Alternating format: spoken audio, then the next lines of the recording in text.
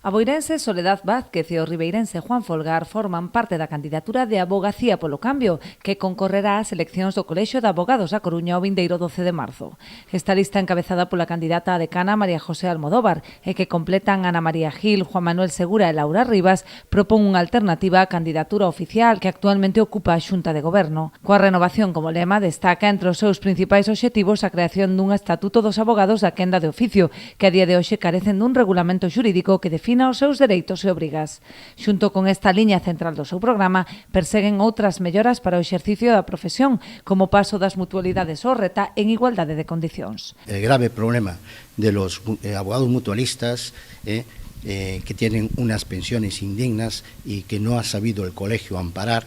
sino incluso ha pasado de soslayo o incluso en algún caso se podría incluso intuir que ha favorecido esta situación con su inactividad o incompetencia y por lo tanto nosotros proponemos una pasarela al RETA, 1 por 1, voluntaria y para todos, tanto los activos como los pasivos, para dar una solución al tema de la mutualidad. Otro tema acuciante es el del turno de oficio. Proponemos la creación de un estatuto profesional del abogado del turno de oficio, el reconocimiento de derechos laborales, el reconocimiento de una relación laboral de carácter especial con la Administración, el reconocimiento de las cotizaciones de años atrás que se hayan perdido y, en definitiva, también amparar y que se reconozca el derecho de huelga de los abogados del turno de oficio. Apostan tamén polo fomento dunha formación continua accesible, a transparencia na xestión ou o impulso das delegacións dos povos máis pequenos para que dispoñan dos mesmos medios e servizos que as cidades. Los compañeros que no están en Coruña viven en un estado de abandono respecto de lo que es la protección colegial.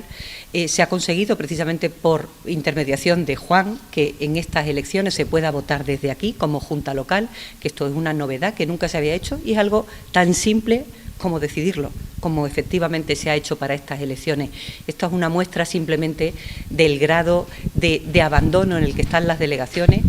que si no se pide, si no se mueve alguien desde la central del colegio, no hay esta sensibilidad, ¿no? As votacións presenciais en Ribeira poderán realizarse en horario de 9 a 1 nunha sala habilitada no xulgado.